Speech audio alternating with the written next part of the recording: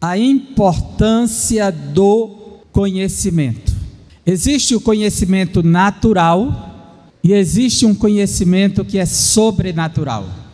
Ambos têm valor, mas tem um que tem um valor superior. E eu gostaria de convidá-los para o texto da carta do apóstolo Paulo aos Filipenses. A igreja de Filipos foi fundada por Paulo na segunda viagem missionária. O livro de Atos dos Apóstolos, capítulo 16, nos mostra que Paulo, ele fez a primeira viagem missionária no capítulo 13, retornou no 14, no 15 esteve no concílio em Jerusalém e no 16 começou a segunda viagem missionária. O projeto de Paulo era a região norte da Galácia, Frígio-Gálatas. No entanto, o Espírito de Jesus o impediu de ficar na Ásia Menor, e ele ficou aguardando, e durante a noite veio a revelação, o conhecimento de Cristo. Primeiro ele teve um sonho, o Senhor fala por meio de um sonho, em que aparece um homem da Macedônia, e a região da Macedônia, que é uma região grega, que o pai de Alexandre era Macedônio o Grande, e o pai de Alexandre se chamava Filipe, e ele fundou essa cidade, Filipe. O homem gritava: atravessa a Macedônia, vem nos ajudar. E quando ele despertou, entendeu que o Senhor os convidara a ir para a Europa. E Paulo atravessou a fronteira. Chegando lá, ele pregou. Não havia nenhuma sinagoga em Filipos. Paulo encontra em Tessalônica, Atenas, Corinto, sinagogas, mas em Filipos não tem. O texto sagrado diz que uma moça estava gritando: estes homens que anunciam a salvação são servos do Deus Altíssimo. E isto não vinha do Senhor. Paulo, ele tem aquela capacidade, o dom de interpretar. Ele discerniu que tipo de espírito operava na vida daquela moça e expulsou. Os homens daquela cidade deram um grito no capítulo 16, versículo 21, como sendo nós romanos, estes homens vêm nos perturbar. Observe bem que eles são filipenses, é Macedônia, e a cidade é Filipos. Como é que eles dizem? Sendo nós romanos.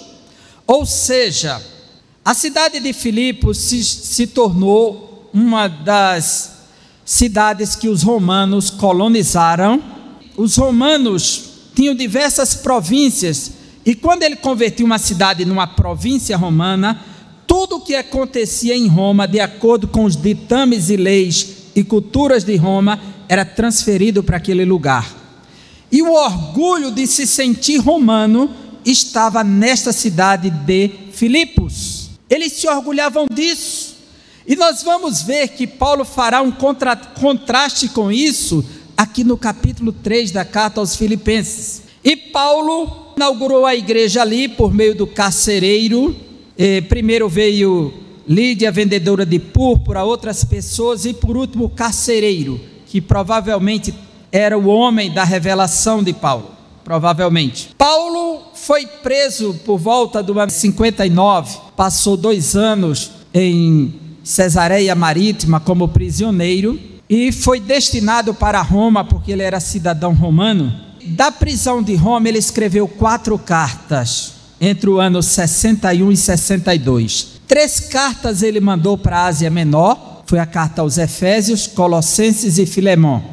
E uma carta ele mandou para a Europa, aos Filipenses. E nessa carta Paulo convoca a igreja a viver a alegria do Senhor. É a carta da alegria, que mais se fala de alegria. Mas o interessante é que nessa carta, o capítulo 3, Paulo faz algo diferente dos capítulos 1 e 2 e 4, que muitos entendem que aqui estaria uma outra carta de Paulo. Outros interpretam como uma digressão, um afastamento do pensamento. Esse capítulo 3 se torna central à carta de Paulo. Deixe-me destacar algo para vocês antes de lermos o texto, é que uma carta era um documento com instruções. Um livro histórico, uma narrativa, ele narra histórias de pessoas. O livro do Gênesis, Êxodo, Levítico, os profetas. Um livro poético é todo nas figuras de linguagens da poesia, linguagens figurativas. Mas uma carta são instruções. Você não encontra uma história aqui completa, são instruções. E esse é um gênero epistolar. E Paulo, nesse capítulo 3, que eu gostaria de ler com vocês, eu estou usando a versão NAA, Nova Almeida Atualizada. A nossa convenção, a CGADB, ela sempre adotou duas versões de uso de púlpito. Usava a versão corrigida clássica e a versão atualizada. E na última convenção, ela adotou o texto da NAA, substituindo a versão atualizada pela Nova Almeida Atualizada. É o texto paralelo de exposição do púlpito da Assembleia de Deus. O texto clássico ou a NAA, que é o novo texto adotado. Então, estou usando esse texto, é um texto mais facilitado. E eu gostaria de ler versículos 7 a 10, para começar. Aí você não fecha a sua Bíblia, que nós vamos ler outros textos também. Mas o que para mim era lucro, isto considerei perda por causa de Cristo. Na verdade, considero tudo como perda por causa da sublimidade do conhecimento de Cristo Jesus, meu Senhor. Por causa dele, perdi todas as coisas e as considero como lixo para ganhar a Cristo e ser achado nele, não tendo justiça própria que procede de lei, mas aquela que é mediante a fé em Cristo Jesus. A justiça que procede de Deus baseada na fé. O que eu quero é conhecer Cristo e o poder da sua ressurreição, tomar parte nos seus sofrimentos e me tornar como ele na sua morte, para de algum modo alcançar a ressurreição dentre os mortos. Versículos 15 e 16 agora. Todos, pois, que somos maduros, tenhamos este modo de pensar. E se em alguma coisa vocês pensam de modo diferente, também isto Deus revelará para vocês. Seja como for, andemos de acordo com o que já alcançamos. Versículos 20 e 21.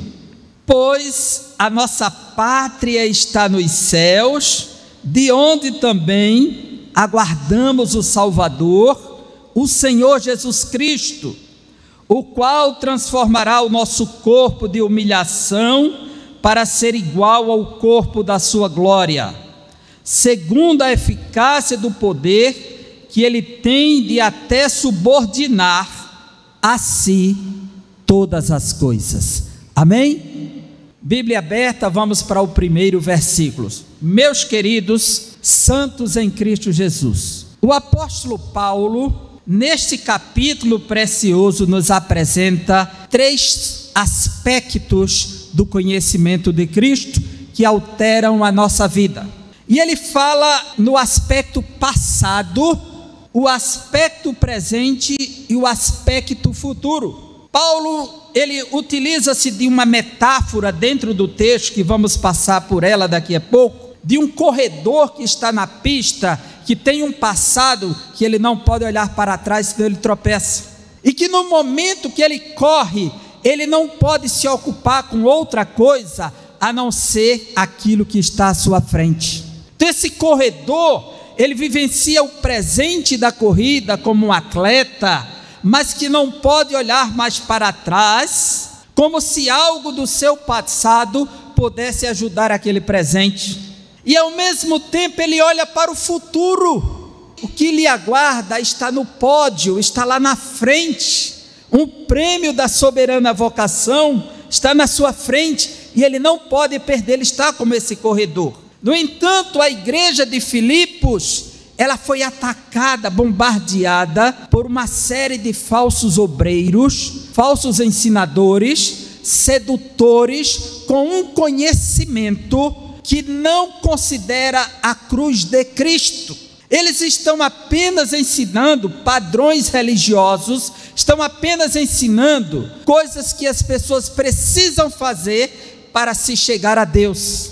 Estão ensinando o caminho como servir a Deus por méritos próprios. E Paulo escreve esse capítulo para nos apresentar de forma magistral aqui 3 aspectos do verdadeiro conhecimento de Cristo, e porque esse conhecimento, ele é o mais excelente de todos, e a sua excelência determina o que para nós? E eu gostaria de compartilhar com vocês a primeira palavra acerca da excelência do conhecimento de Cristo. Diga comigo: o conhecimento de Cristo é mais excelente, porque é apologético.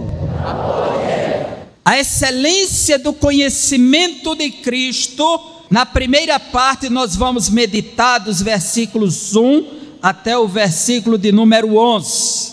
Ele é apologético. O que quer dizer com apologético? Essa é uma palavra que está dentro da Bíblia, no entanto em grego, e é traduzida por defesa ou resposta. A palavra apologia significa defesa ou resposta. Quando alguém está defendendo as drogas, está fazendo apologia às drogas. Quando alguém está defendendo a vida contra o aborto, está fazendo apologia à vida. Então a apologética é uma defesa ou uma resposta. E Paulo nos mostra que o conhecimento de Cristo, ele é apologético, porque ele nos defende e nos ensina a se defender. O conhecimento de Cristo é superior a qualquer tipo de conhecimento. Vamos para o primeiro versículo e veja o que Paulo diz: quanto ao mais, meus irmãos, alegrem-se no Senhor. Paulo está preso, Paulo está na prisão de Roma, mas a sua alma não está presa, a sua vida não está presa, porque quem serve a Cristo não é prisioneiro de Roma, é prisioneiro de Cristo. Paulo diz: sou prisioneiro de Cristo. Isso mostra a dependência e a confiança que ele tem em Cristo, que não é a prisão externa que determina que ele é prisioneiro de Roma. Roma só colocou Paulo atrás das grades porque Cristo permitiu, porque Cristo deu essa deliberação. Então Paulo é prisioneiro de Cristo, não de Roma. Quem serve a Deus, aonde ele estiver, ele está dentro da vontade de Deus. Se ele não estiver pecando, ele deve estar no centro da vontade de Deus. E Paulo diz: alegrem-se no Senhor. Escrever de novo as mesmas coisas não é um problema para mim, e é segurança para vocês. Esse conhecimento Paulo já tinha tratado, e esse conhecimento dá segurança, e a apologética, ela é necessária para podermos responder a qualquer tipo de conhecimento, seja o secular, seja o religioso, seja o conhecimento das seitas, das religiões, as filosofias da vida. Nós precisamos ter o verdadeiro conhecimento de Cristo, porque quando surgir qualquer tipo de conhecimento falso, nós estaremos vacinados e preparados para responder a quem pedir a razão da nossa esperança. E Paulo diz que o conhecimento, ele não está cansado de dizer as mesmas coisas, porque é segurança para vocês. Isso que eu vou falar é segurança. A palavra segurança aqui é uma palavra interessante, que ela vem do grego, que significa uma palavra grega, tropeçar, cair. E quando ela é precedida de uma letra A, que no grego é a letra alfa, que torna negativa a palavra, é não tropeçar mais, não cair. Ou seja, esse conhecimento é para que os cristãos não venham a cair, não tropecem mais. Aí Paulo diz assim, versículo 2: cuidado com os cães. Os cães eram um título dado aos gentios. Os cães também eram dados aos falsos profetas, aqueles que devoravam a carniça, aqueles que se ocupavam com as coisas podres. E o profeta Isaías 56:11, ele denuncia os falsos profetas como falsos pastores que são cães. Eles só têm interesse em rasgar o rebanho, eles não têm a preocupação de cuidar, de zelar. São cães gulosos, gananciosos. Eles não estão preocupados com o rebanho, falsos pastores. Todo conhecimento herético está representado nesses cães. Toda heresia, todo ensino contrário vem dos cães. Na realidade, o grupo que chegou até a cidade de Filipos para insistir com Paulo é um grupo judaizante. Um grupo judaizante é que quer tornar a pessoa um judeu para ser salvo.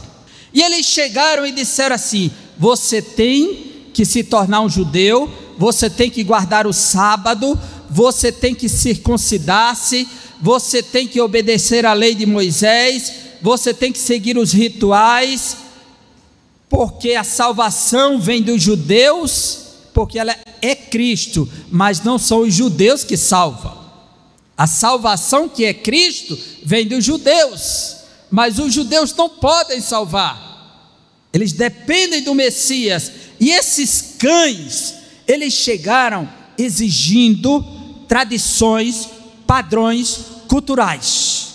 E Paulo diz: cuidado com os cães, cuidado com os maus obreiros, esses trabalhadores que trabalham para levar pessoas cativas ao engano, para dominar suas mentes, seus corações, suas ideias, para que eles não foquem no bem mais precioso que é Cristo. Cuidado com a falsa circuncisão. A verdadeira circuncisão, irmãos, ela não está no corpo. Deus instituiu o rito da circuncisão. A palavra circuncisão vem assim, ó, de circum, que é círculo, e cisão é corte. É um corte na glândula peniana do órgão masculino que se faz na criança o 8º dia de nascido. Então é chamado de fimose hoje. Isso se tornou um símbolo da justificação pela fé. Abraão foi justificado pela fé e depois veio a circuncisão. Os judeus colocaram a circuncisão como a justificação ao invés da fé. Então, quando passaram a confiar na circuncisão, no ritual, aí Paulo disse: isso é a falsa circuncisão. A verdadeira circuncisão, ela começa no coração, ela começa dentro de nós e não no corpo. Primeiro a fé, porque tudo parte da fé. Paulo vai escrever na carta aos Romanos, capítulo 2, e vai dizer que o verdadeiro judeu não é aquele que é no corpo, aquele que chega e diz: olha aqui meu cartão de membro, eu pertenço a essa igreja, eu me batizei naquele tanque, eu faço parte. Mas muitas vezes a pessoa, ela pode vestir a farda da igreja, pode se identificar no domingo, pode estar no culto de doutrina, mas durante a semana não é a mesma pessoa, é outra. Ou seja, a circuncisão só está no corpo. Quem é circuncidado no coração é crente aqui, é crente ali, e é crente na universidade, na escola, na rua, na casa, em todo lugar. Não depende agora de estar com uma representação física. A verdadeira circuncisão, ela começa no coração, porque parte da fé. A fé é o ponto principal de tudo. A Bíblia diz: pela fé Abel ofereceu o melhor sacrifício, o mais excelente. Caim chegou, ofereceu o melhor da terra, a Bíblia diz, dos primeiros frutos, e Deus não aceitou, porque não tinha fé no coração deles. Deus não se encanta com o nosso conhecimento, Deus não se encanta com a nossa pregação, Deus não se encanta com o nosso louvor, Deus não se encanta com o nosso belo serviço de mídia, não. Se o nosso coração não estiver convertido, essa oferta é apenas humana e histórica. A Bíblia diz que Caim trouxe o melhor da terra, mas não trouxe com fé. Abel trouxe com fé, ou seja, ele confiou não no sacrifício, mas na misericórdia de Deus. Quem vem confiando no que faz, está gastando o seu tempo, está prestando um serviço religioso. E Paulo denuncia aqui, porque os maus obreiros estão ensinando o povo a serem religiosos, a confiar nos seus atos, nos patrimônios da tradição. Cuidado com a falsa circuncisão, porque nós é que somos a circuncisão, nós que adoramos a Deus no Espírito. Não é a expressão corporal, não é o movimento, não é a articulação do grupo que determina o valor daquilo que fazemos, é se estamos adorando em espírito e em verdade. É necessário que estejamos crendo e confiando que estamos dando porque Ele já nos deu. Nós não estamos dando para receber, estamos dando porque Ele nos recebeu. Então não podemos confiar nos nossos méritos, nos nossos talentos, nas nossas tradições, no nome da nossa família. Eu sou de uma família de tradição, no status social, na condição econômica. Não. Paulo diz: nós que adoramos no Espírito.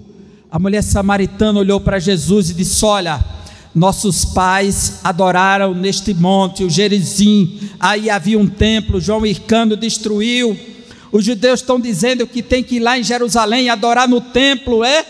Jesus disse: venha a hora, mulher, e já chegou, que os verdadeiros adoradores adorarão o Pai em espírito e em verdade.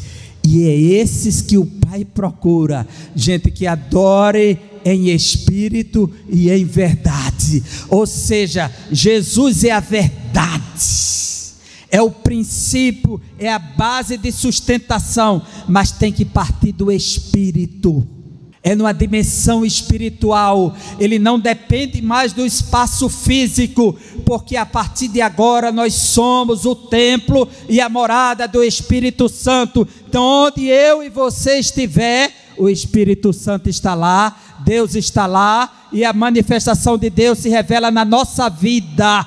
Aqui eu vim para adorar, aquela coisa linda, maravilhosa, dou o meu melhor do ponto de vista humano, mas saio daqui, sou outra pessoa, vou para outros lugares, faço coisas que não são do Espírito de Deus, que não estão de acordo com a sã doutrina do Senhor.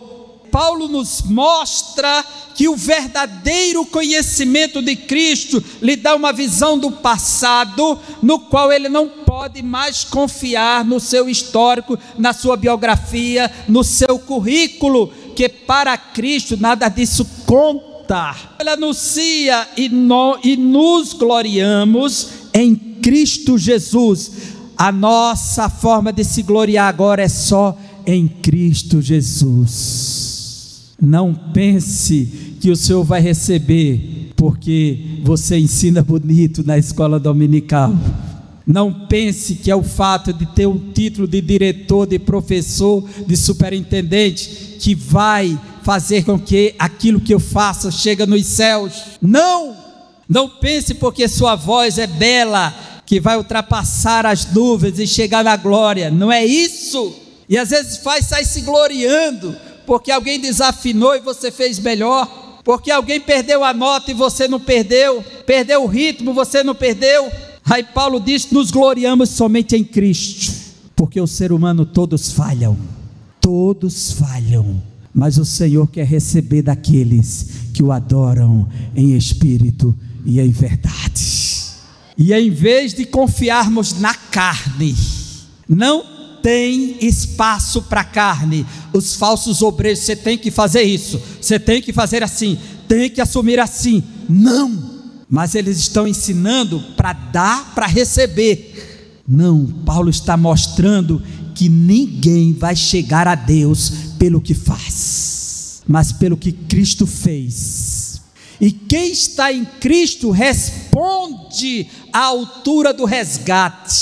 Se ele é santo, ele é santo. Se ele é justo, eu ando em justiça. Se ele é bom, eu tenho que praticar a bondade. Se ele é puro, eu tenho que buscar a pureza.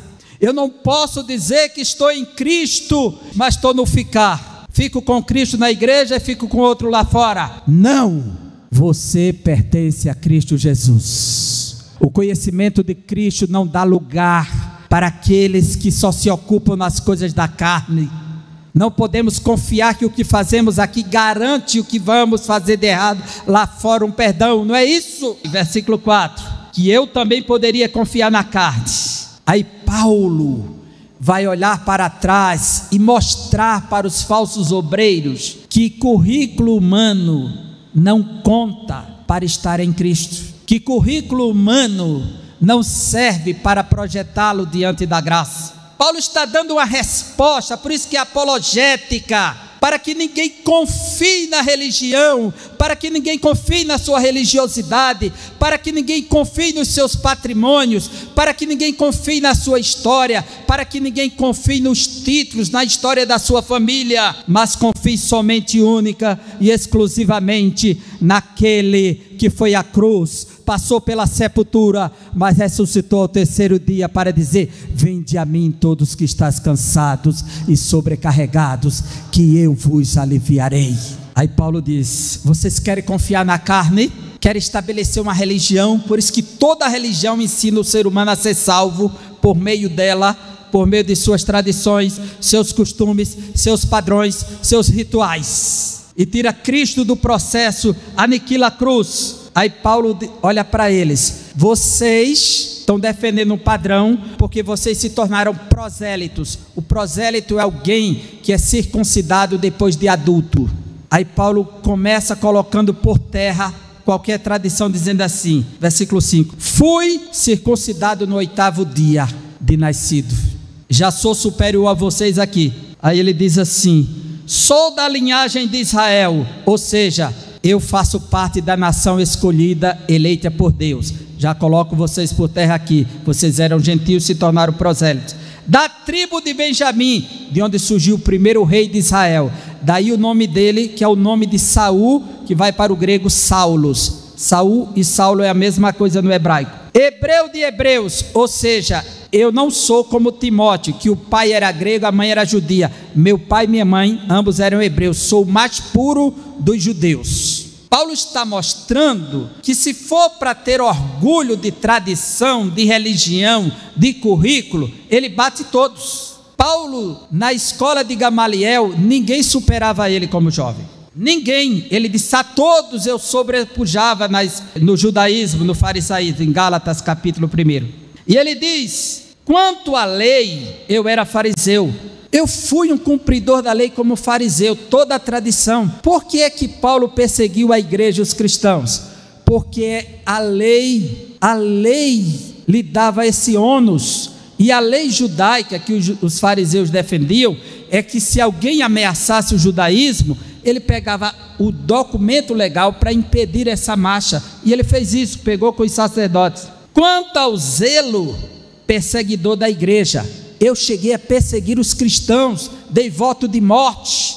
Paulo, ele tem um currículo que ninguém chega perto. Quanto à justiça que há na lei, a exigência das obras, irrepreensível, praticava todas. Aí Paulo, e agora, quem é que bate esse currículo aqui de Paulo? Ninguém. E Paulo olha para aqueles cães, para os falsos obreiros, para os mentirosos, enganadores, os pais de heresia, que não considerava a cruz de Cristo. Por favor, capítulo 3, versículos 18 e 19, Paulo diz: pois muitos andam entre nós, dos quais repetidas vezes eu lhes dizia, e agora digo até chorando, que são inimigos da cruz de Cristo. O foco deles não é na cruz, é no seu bel prazer. O destino deles é a perdição. O Deus deles é o ventre. Só pensa em comer, beber, a autossatisfação, o erotismo.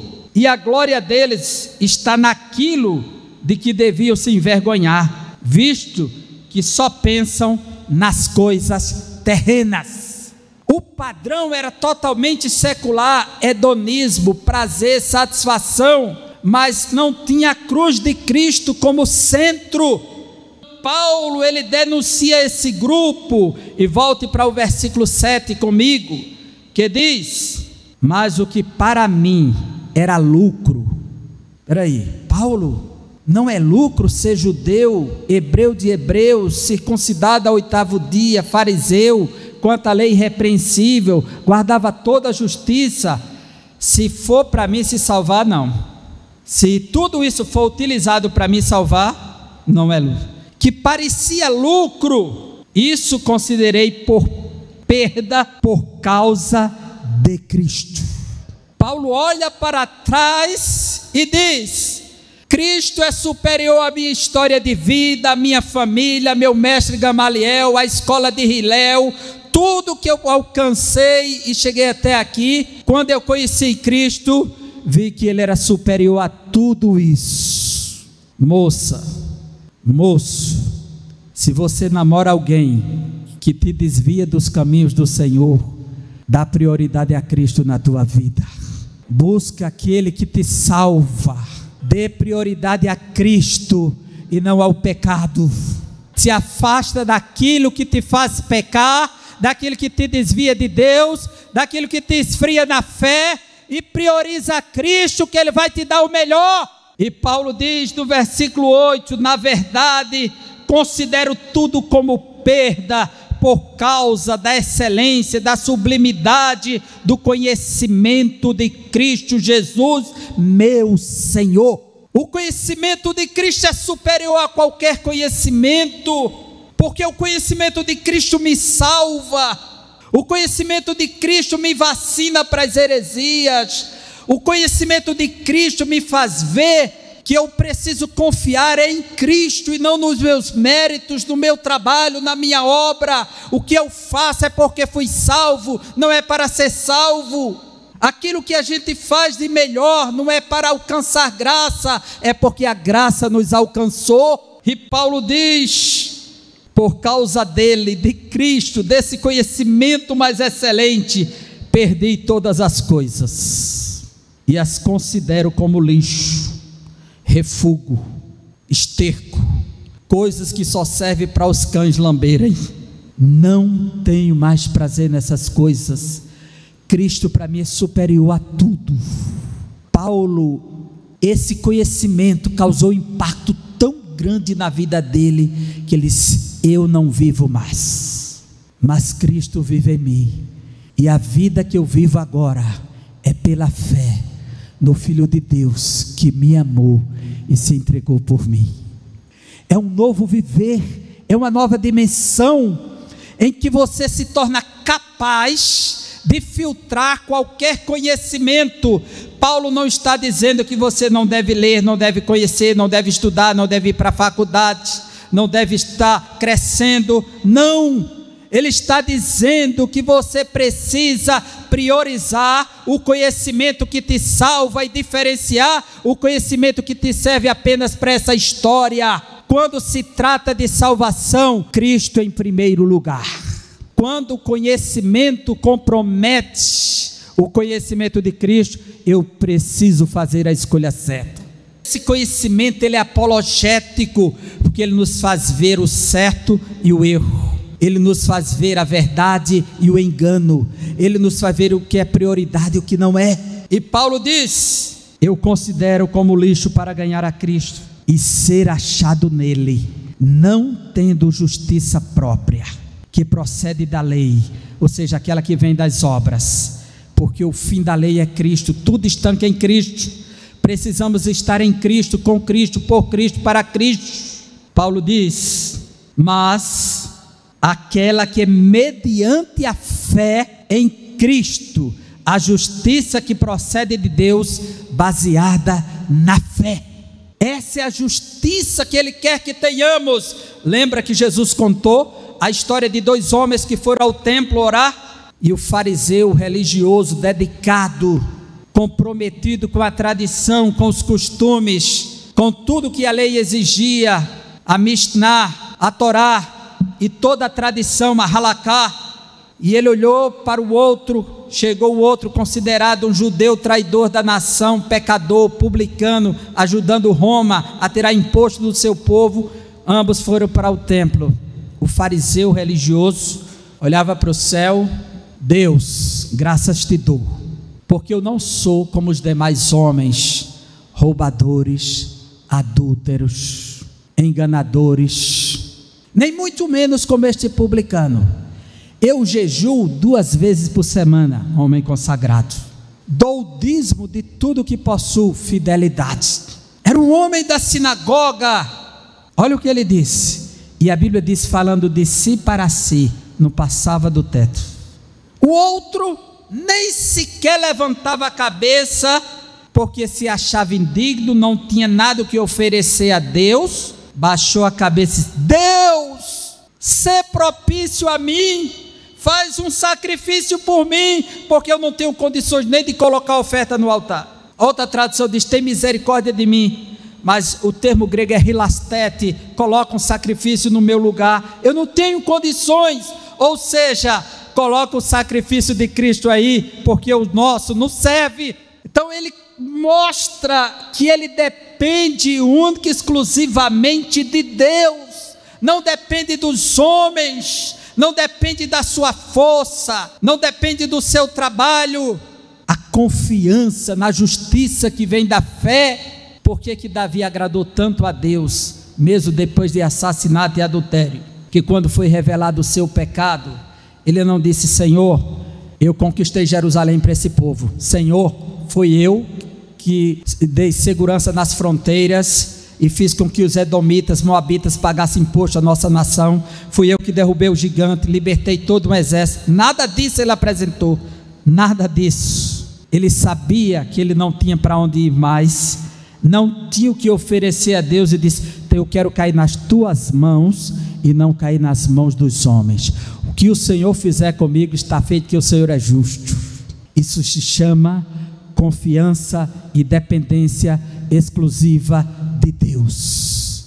É quando você vê, a única coisa que pode fazer é confiar que o que Deus fizer será bom. A fé é essa submissão incondicional ao senhorio de Cristo. Ela desafia o impossível, enxerga o invisível, porque você não tem como fazer, não tem como dar, nem tem como receber, apenas confiar naquele que pode todas as coisas. Versículo 10: o que eu quero é conhecer Cristo e o poder da sua ressurreição, tomar parte nos seus sofrimentos e me tornar com ele na sua morte, para de algum modo alcançar a ressurreição dentre os mortos. O foco de Paulo é estar com Cristo, é experimentar a ressurreição, o poder da ressurreição que foi aplicado em Cristo será aplicado sobre a igreja. E Paulo tem esta esperança, que um dia ele será transformado e glorificado para estar diante de Cristo Jesus. E ele sabe que a sua história não condicionará ele para este caminho. Então ele prefere confiar na justiça de Cristo, no amor de Cristo, na graça de Cristo. Quem crê que vai ressuscitar com Cristo Jesus? Precisamos viver de acordo com aquilo que cremos. Então esse conhecimento é apologético, porque ele responde a todos aqueles que querem criar caminhos para levar o homem para perto de Deus. E o único caminho é o caminho da fé. Aí Paulo diz que a fé opera pela obediência. A fé nos leva a obedecer a Deus. A fé nos leva ao caminho da santidade. A fé nos leva ao caminho da justiça. Veja que o caminho da fé é diferente. Eu não faço para receber, eu faço porque recebi. Eu não dou para receber, eu dou porque recebi. Na hora de construir o templo, Davi disse: Senhor, juntei tudo isso, agora como eu vou dar às tuas mãos, se tudo que tem foi o Senhor que me deu? Como é que eu vou dar se foi o Senhor que me deu tudo? Aí mesmo assim ele decidiu dar como expressão simbólica de gratidão. Quando você louva, quando você adora, quando você se apresenta, quando você evangeliza, você está dando o seu melhor, porque você recebeu do Senhor, porque você é filho dele, filha dele. Segunda coisa, primeiro, o conhecimento de Cristo é mais excelente porque ele é apologético. Diga comigo, apologético. Segundo, diga comigo, o conhecimento de Cristo, é mais excelente, porque é dinâmico. A palavra dinâmico vem de dínamos em grego, significa poder. Ele altera o nosso presente, a nossa história. Ele não nos deixa estático esperando as coisas acontecerem. Não. O conhecimento de Cristo, ele é transformador, há uma dinâmica nele. E essa dinâmica altera o nosso presente. Veja que Paulo olhou para o passado e disse: não conto nada do passado. Paulo não tinha essa visão da sua história, do seu currículo, mas em Cristo ele adquiriu. Agora o seu presente é alterado. O conhecimento de Cristo, ele é mais excelente porque ele é dinâmico. Veja o que Paulo vai dizer: não que eu já tenha recebido isso, ou já tenha obtido a perfeição. Paulo disse: eu não estou falando que transformo tudo em refúgio, lixo, porque já alcancei a excelência. Não cheguei no campo da perfeição de modo algum, mas prossigo como um atleta, como um corredor, para conquistar aquilo para o que também fui conquistado por Cristo Jesus. Jovens, todos nós fomos conquistados por Cristo para conquistar Cristo. Nós vamos conquistar os céus porque Ele nos conquistou. Nós o amamos porque Ele nos amou primeiro. Dessa conquista de Cristo, de nos libertar do pecado, do poder do pecado, das artimanhas do inimigo, fomos conquistados para conquistar o que há de mais excelente, que é a glória de Cristo, os céus. E isso é tão dinâmico que ele altera o nosso presente. O nosso viver não deve ser mais moldado pelos nossos prazeres, os nossos interesses, a nossa vontade mesquinha e pecaminosa, de modo algum. Versículo 13: irmãos, quanto a mim, não julgo havê-lo alcançado, mas uma coisa faço, esquecendo-me das coisas que ficam para trás. O corredor não pode olhar para trás. O corredor não pode olhar para trás. Quem foi alcançado por Cristo aqui? Quem foi alcançado por Cristo? Agora avança para frente, olhando no alvo. Você não foi chamado para desistir, não foi chamado para parar, não foi chamado para ficar na metade do caminho. O nosso chamado é para avançar, olhando para frente, para o alvo onde Cristo está com o prêmio da vida eterna. E ele diz: avançando para as coisas que estão diante de mim, prossigo para o alvo, para o prêmio da soberana vocação de Deus em Cristo Jesus. O maior prêmio que vamos receber é o corpo glorificado e o encontro eternal com Cristo. Você já pensou ser abraçada por Cristo? Já pensou ver Jesus face a face? E assim eu creio que o verei como Ele é. A canção diz: já pensou ver Jesus face a face, olhando para você e dizer assim: fui eu que morri por você, fui eu que derramei sangue por você, fui eu que ressuscitei por você, fui eu que te salvei, te tirei das trevas, do engano, foi eu que te libertei das drogas, foi eu que te libertei da morte. Já pensou se encontrar com Ele? Tem prêmio maior do que este? E Paulo diz: todos, pois, que somos maduros. Quem são os maduros? Aqueles que já chegaram ao entendimento que o conhecimento de Cristo é superior. Aqueles que já entenderam que o conhecimento de Cristo é o mais excelente de todos. Por isso que eu vou considerá-lo não apenas no santuário, não apenas no espaço sagrado, mas eu serei o próprio lugar sagrado da manifestação de Deus, para que meus amigos e amigas na escola, na universidade, possam olhar para mim e encontrar a paz que lhes falta, encontrar a resposta que procuram, encontrar Deus na nossa vida, encontrar Cristo através de nós.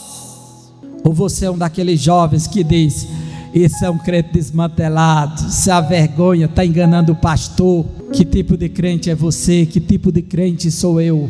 Instrumento de vergonha para o evangelho, para a nossa denominação, para o corpo de Cristo? Ou alguém que é uma fonte de bênção? Porque Jesus disse que aquele que bebe da fonte que Ele dá, nele se forma uma fonte que salta para a vida eterna. Então Paulo diz: todos, pois que somos maduros, tenhamos este modo de pensar, que Cristo é mais excelente em todos os aspectos e que a mensagem cristã é a melhor resposta diante dos desafios de qualquer conhecimento.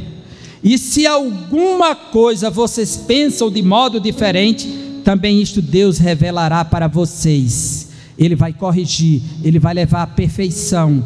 O capítulo 1 da carta diz que aquele que começou a boa obra vai aperfeiçoar. Seja como for, andemos no presente de acordo com o que já alcançamos. O presente precisa ser alterado.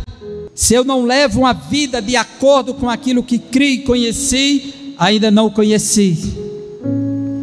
Por último, para fechar, vou resumir aqui o máximo.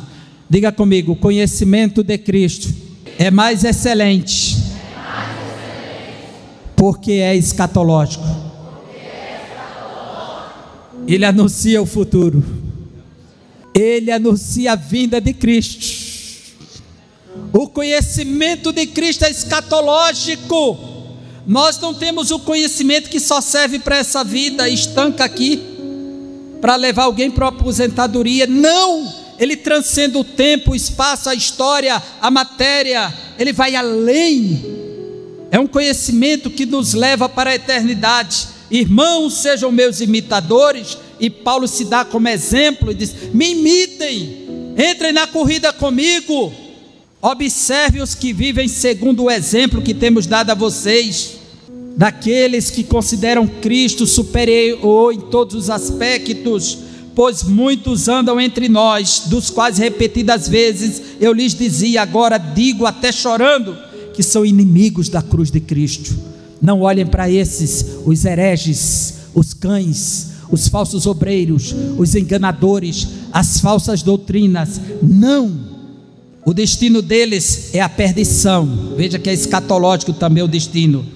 O Deus deles é o ventre, e a glória deles está naquilo que deviam se envergonhar, seja os prazeres mundanos, visto que só pensam nas coisas terrenas, aquilo que lhe dá prazer momentâneo. O nosso foco é além, é além.